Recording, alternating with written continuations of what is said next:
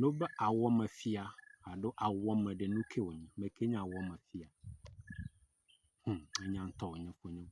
so last year mo no tagbi se wagbo enya agabaji to pe fia olùbọ̀ ilẹ̀ tí a gbọ́ pé ní rárá àyàn ọ̀gbọ̀ ó fẹ́ kí ní àgbà ní à iṣẹ́ lẹ̀bọ̀ ṣe ajé wọ́n never do fún àwọn ọmọ ní ó ṣe jù ní òdògbà gbọ́dọ̀ ká owó tó fùtà fún mọ́ ẹ̀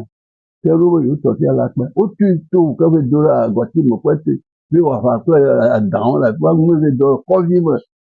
tí wọ́n fà sọ. yo glo number nanejo le tagbi suivre ji alo awome fia ji ike ojebo ba kwe adekpo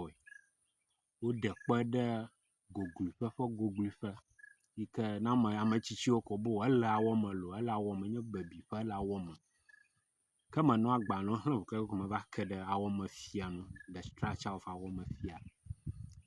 ike na kpole yevo describe awome fia nya tepe be nu vovo nye no ko do awome fia ko je be adwa kata na vo ele kple kan to ene nye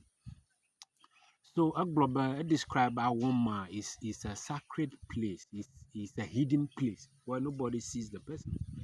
tamare kemanya mekenya awoma fia mare kemanya fiko la ha aka awoma fia pe do de kenye be no yida ba awoma fia ye dona gbeda ba o katata to khia de leshi le la nglo jukoma yo gagloba taflache ne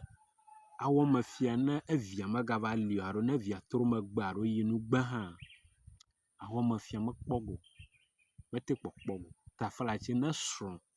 magava li ha makpogo ne dada magava li ha majebo kpu aro nkenya ame yinu gba kwa majebo kpekplenku ne kpekplenku ake avova anwo jukobla tovo de aji bia nye ba momo ne ni kwa tan kpo awoma fia amomo ton ya o nye fia gan womo ton le first second third emia dushi ple domazan efia mo ton ya wo kwenye the higher wo kwenya make plabada da wo kwenya make aten kpo awoma fia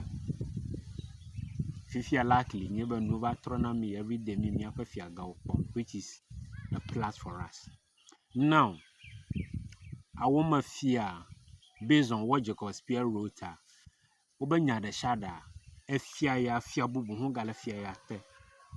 tananya de jofia efia yo kala fia wota wonya yo resolve gar wonya yo blog afia ko